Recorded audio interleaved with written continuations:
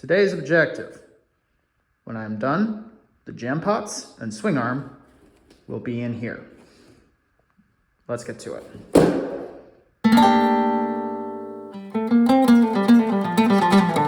Well, as I started this endeavor, everything went pretty easily. I'd already taken the liberty of applying copious amounts of penetrating oil to the studs that hold the jam pot dampers in place. By the way, they're called jam pots because they're thick at the top, and apparently that looks like a pot of jam. I don't know. Ask the Brits. I'm sure there's a couple lurking around here.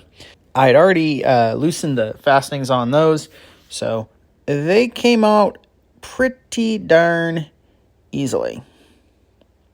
And just tippy-tapped right off the thing. They were a little tight in some places, but not really that bad. Honestly, it wasn't that big of a deal. So, I was looking for this one. That's why you put your stuff away when you're done, kids.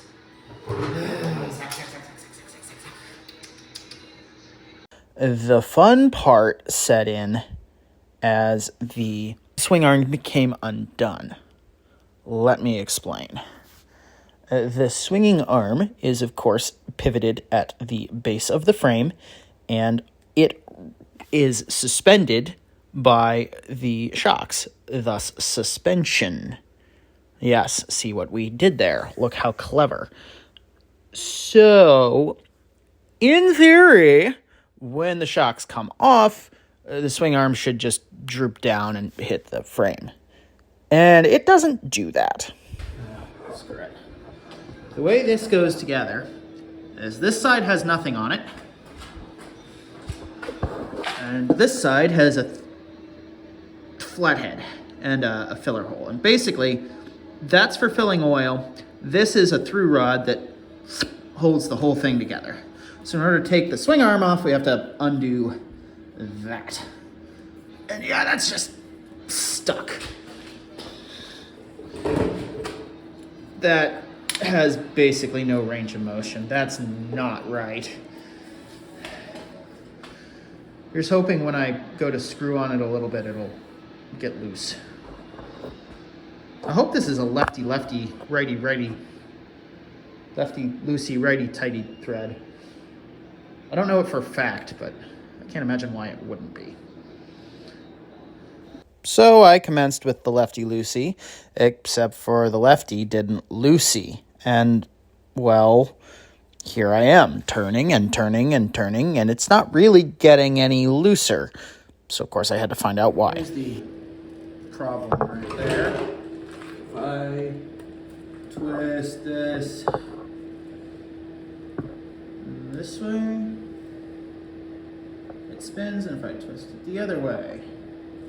What I'm not seeing here is any kind of anything that would lock that, so I actually have something to twist and turn against.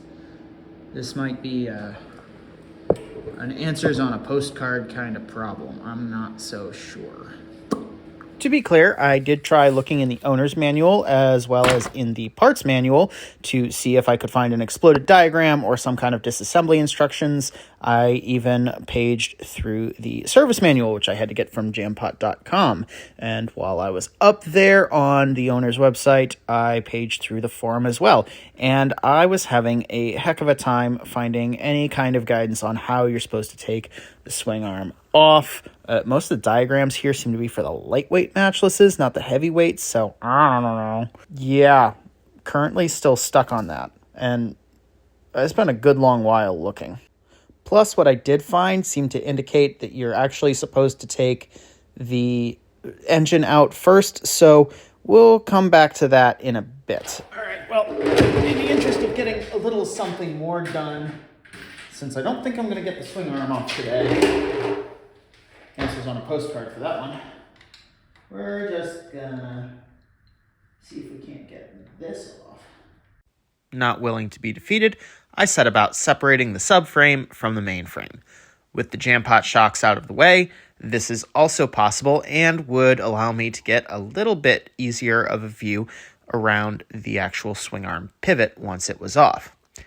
This job actually wasn't too difficult. The hardest part was separating the brake lever, which is attached to the through stud spindle thing that goes through the lower portion of the subframe. But that ultimately came out with a little tip tap on it on a steel drift. The top bolt came out with ease. It had already been lubricated significantly, and away peeled the subframe.